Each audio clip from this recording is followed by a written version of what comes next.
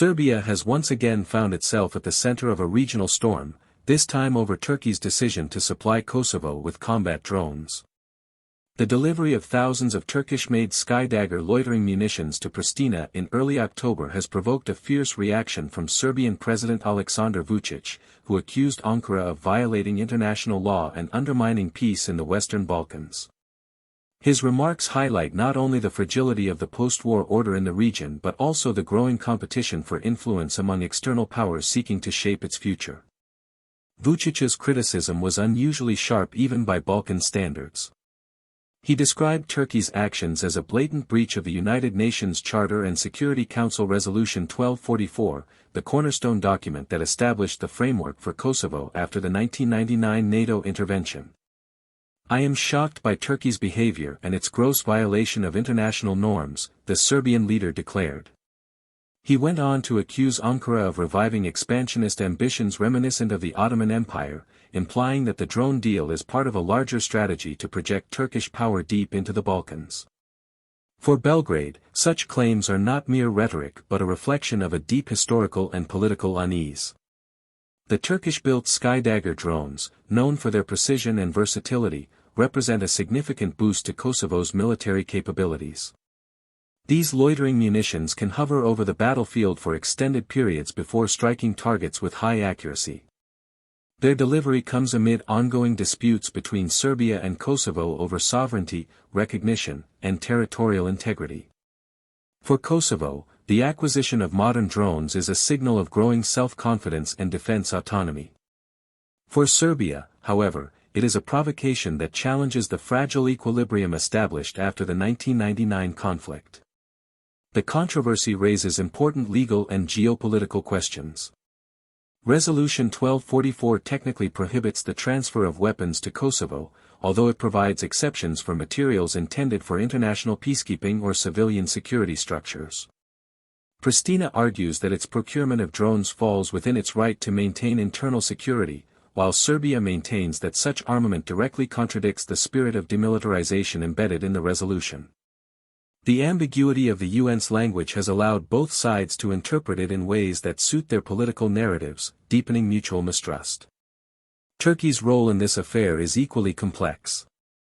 Over the past decade, Ankara has expanded its influence across the Balkans through trade, investment, and military cooperation. Turkish defense products, particularly Bayraktar drones, have found eager buyers from Ukraine to Azerbaijan, and now in Kosovo. For President Recep Tayyip Erdogan, such deals are not merely commercial transactions but instruments of diplomacy, tools for strengthening political alliances and projecting soft power. The sale of Skydagger drones to Kosovo thus fits into a broader pattern of Turkish engagement, one that combines economic ambition with strategic intent. From Ankara's perspective, the Western Balkans represent both a historic legacy and a modern geopolitical opportunity. Turkey sees itself as a stabilizing force that can mediate disputes and promote regional development. Yet critics argue that its growing military footprint risks inflaming old divisions rather than resolving them. Serbia, which traditionally maintains close ties with Russia, interprets Ankara's moves as an attempt to shift the regional balance of power in favor of NATO-aligned states. In this light, the drone sale becomes part of a wider contest, a subtle tug-of-war between East and West for influence over the Balkans' future orientation. For the European Union, which has long sought to anchor the region within its institutional framework, the latest tensions are a troubling reminder of unfinished business. 2 decades after the end of the Yugoslav wars, the promise of full stability remains elusive. Kosovo's independence, recognized by most Western countries but not by Serbia, continues to cast a shadow over every diplomatic effort. Brussels has invested heavily in dialogue between Belgrade and Pristina, but progress has been uneven at best. Each new flashpoint, whether it involves border disputes, ethnic unrest, or now the deployment of combat drones, threatens to undo years of patient negotiation. The timing of the Turkish delivery could hardly be worse. Relations between Serbia and Kosovo were already strained following allegations in September that Serbian drones had violated Kosovo's airspace.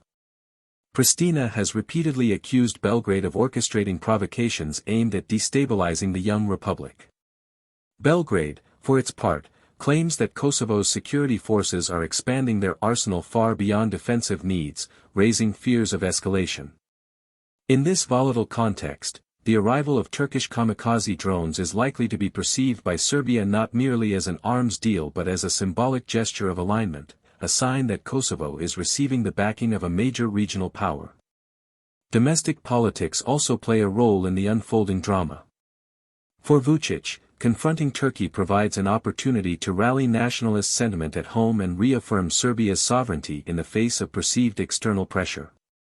His rhetoric about Ottoman revival resonates with parts of the Serbian public that view Turkish influence through the lens of historical occupation. At the same time, Vucic must balance his reaction with pragmatic considerations. Serbia's economy remains intertwined with regional trade networks, and open confrontation with Turkey could carry diplomatic and economic costs. His remarks, though fiery, may therefore serve more as a warning than a declaration of policy. In Ankara, officials are unlikely to be swayed by Serbian objections. Turkey regards its defense exports as legitimate business activities conducted within international law. Moreover, Erdogan's government sees its drone industry as a symbol of national pride and technological achievement. By equipping partners like Kosovo, Turkey showcases its ability to compete globally while cultivating long-term defense relationships.